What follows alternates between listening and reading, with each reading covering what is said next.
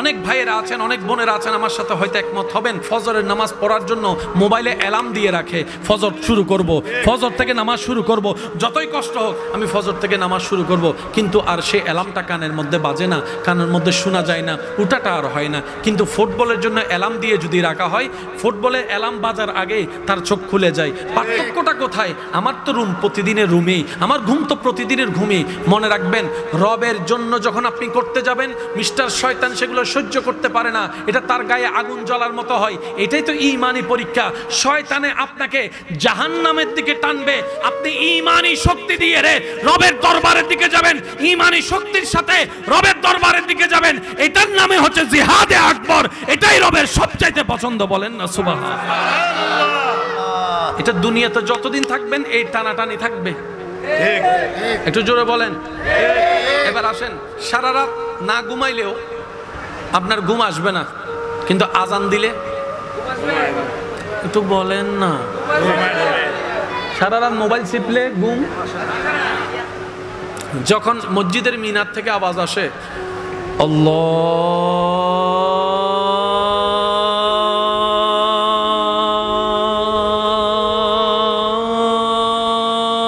আল্লাহু আকবার, আল্লাহু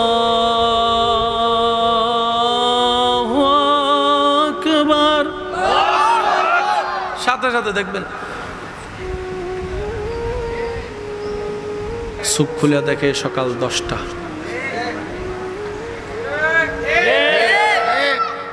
খেয়াল করছেন এটা?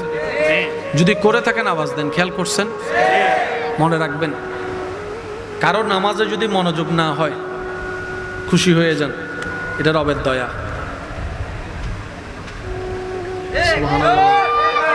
আমরা নেগেটিভ শুনতে শুনতে এমন পর্যায়ে চলে গেছি যে নেগেটিভের ভিতরে যে পজিটিভ থাকতে পারে সেটা আমরা বুঝতে পারি না। আপনি নামাজে দাঁড়ালেন কাকে খুশি করার জন্য? আল্লাহকে। মনোযোগ লড়াই ফেলছে কে? তারপর আপনি নামাজে আছেন কার খুশির জন্য? আল্লাহ। এটাও তো বড় দয়া। সুবহানাল্লাহ বলেন। আপনি নামাজ পড়ছেন, আল্লাহু আকবার, আপনি নামাজে ঢুকলেন, শয়তান টানা শুরু করছে, ওই খেয়াল ওই খেয়াল ওই খেয়াল ওই খেয়াল। তারপর আপনি নামাজ করছেন, রুকু করছেন, সিজদা করছেন, তাসবিহ পড়ছেন। রব বলে যে আমার বান্দাকে শয়তান এত গুতানোর পরও দেখ আমার বান্দা সিজদা বন্ধ করে নাই, রুকু বন্ধ করে নাই। আপনার মনে হতে পারে এই নামাজের তো সেই কোয়ালিটি নাই যেটা রবের পছন্দ হবে। হ্যাঁ, কথা সত্য, কিন্তু সব কিছু কোয়ালিটি দিয়ে হয় না, অনেক কিছু প্রেম দিয়েও হয়ে যায়, ভালোবাসা দিয়েও হয়ে যায়। আপনি তো জানেন যে পারে না, তারপরও চেষ্টা করছে, তার প্রতি একটা মায়া কাজ করবেই, এটাই স্বাভাবিক। আর আপনারা সবাই একমত, হোমওয়ার্ক যে টিচারে দিয়েছে ছাত্রকে 2টা অঙ্ক ঘর থেকে করে আনিও, ছাত্র পারে নাই, তারপর আঁকাবুকি করে চেষ্টা করেছে, সে টিচার কখনো ছাত্রকে মারবে না। যাই হোক, ছাত্র তো আমার চেষ্টা করেছে, ছাত্র আমার চেষ্টা করেছে। রব বলে যে আবু বকরের মতো নামাজি তো তুমি হতে পারবে না, ফারুকের মতো নামাজি তো তুমি হতে পারবে না, উসমানের মতো সিজদাদাতা তো তুমি হতে পারবে না, আলীর মতো কেরাতওয়ালা তো তুমি হতে পারবে না, ইমাম হুসাইনের মতো গর্দান কাটরা দেওয়া নামাজ তো তোমার নাই। সেটা আমি রব জানি, কিন্তু তোমার চেষ্টাটা আমার পছন্দ হয়েছে, তোমার ধৈর্যটা আমার পছন্দ হয়েছে।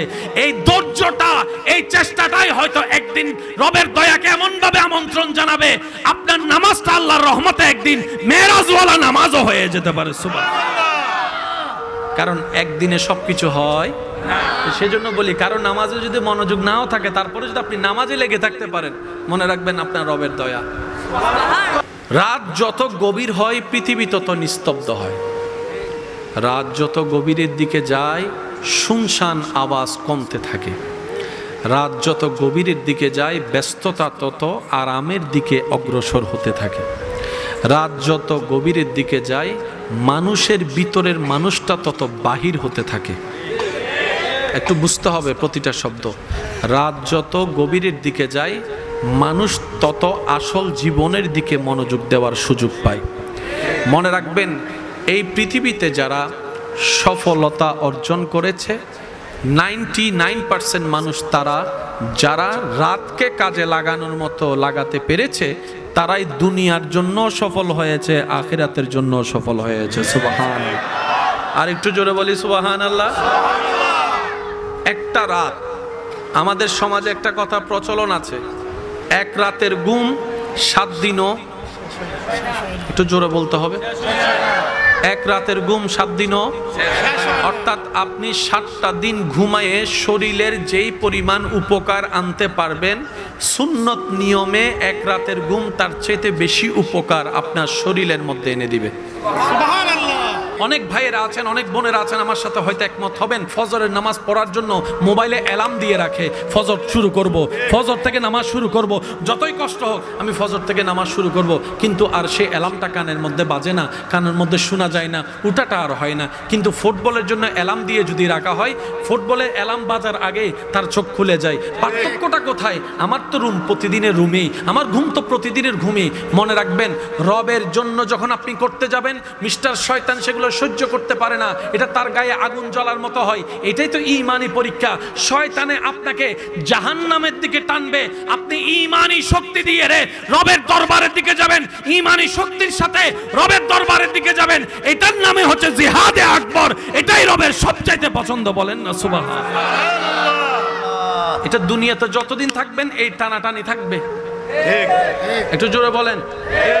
এবার আসেন, সারা রাত না ঘুমাইলেও আপনার ঘুম আসবে না, কিন্তু আজান দিলে একটু বলেন না, সারা রাত মোবাইল চিপলে ঘুম। যখন মসজিদের মিনার থেকে আওয়াজ আসে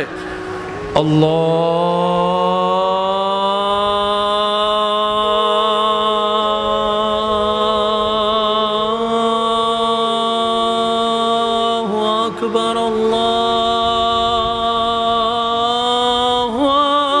আকবার, সাথে সাথে দেখবেন চোখ খুলে দেখে সকাল 10টা।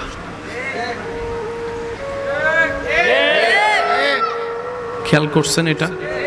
যদি করে থাকেন আওয়াজ দেন। খেয়াল করছেন?